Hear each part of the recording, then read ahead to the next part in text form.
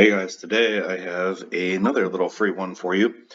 This is a peaking calculator for powerlifting. So I get a lot of questions on my Instagram about how to peak, and there's no one right way to peak for anyone, but there is a method that I prefer more or less, which involves decreasing total amount of volume, increasing intensity, right? If we go back to the idea of periodization, that's in line with that.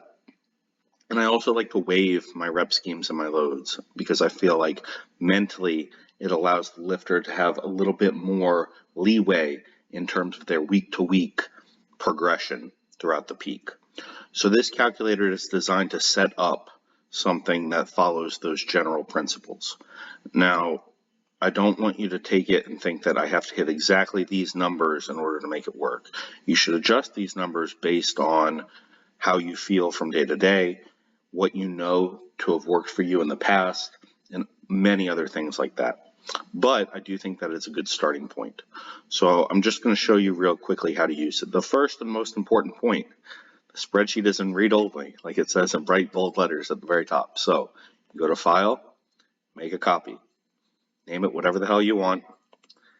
This version you will be able to edit, okay?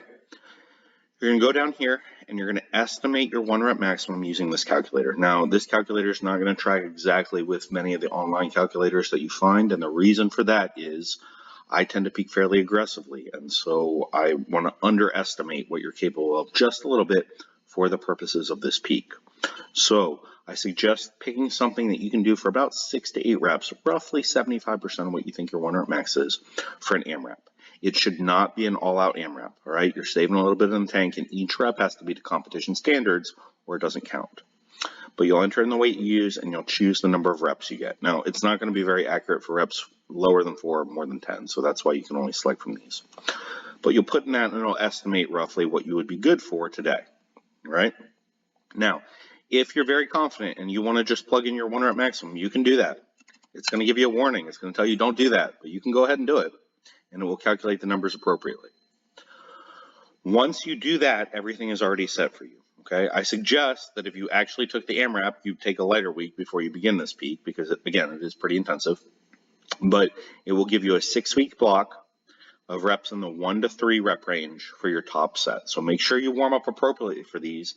I would suggest taking your last warm up with at the very least 90% of these numbers, maybe even a little bit more. But this will be your top set. So in week 1, you're going to do a top set of 605 for 3, excuse me. Then you have back off sets. You have 3 sets of 2 at 545. In this peak, and the way I like to do it with my athletes, the back off sets are fairly easy. The point of those is to allow you to reinforce technique and build confidence. It's not necessarily to get your body to adapt to the heavier loads. That's what the top set is for. This is just a column to show you that over time the total volume is decreasing. In week 2, you'll do a top single with 645, and then you'll do your back off sets with 550. Notice how the back off sets increase in load every week linearly. The top sets wave in load, all right? So we go from 605 to 645, down to 625, back up to 670, down to 645, back up to 685. Again, this wave I feel like is mentally easier for many people. Physically, I don't know that it makes that much of a difference, but that's why I like to set things up this way. Now, the last thing I want to tell you guys is that if you prefer to auto-regulate your lifts, what you can do is actually override these and put in what you would normally do for a set. So let's say you're doing your first triple. It should be about RPE 8 for week 1. Let's say instead of 605, you end up doing 585. It will adjust your back off sets accordingly, okay? You can still track your total volume, and everything else should work appropriately. So it's still going to have you scheduled for a 645 single, but if you want to auto-regulate that down to a single at 8, and let's say that's 620, that back off set will change as well. And so you can actually edit these as you go if you want to only use the back off sets that I programmed, but do your own top sets. I think that covers it. I hope you find this tool useful. That's really all I got for you guys today, but I'll talk to you soon.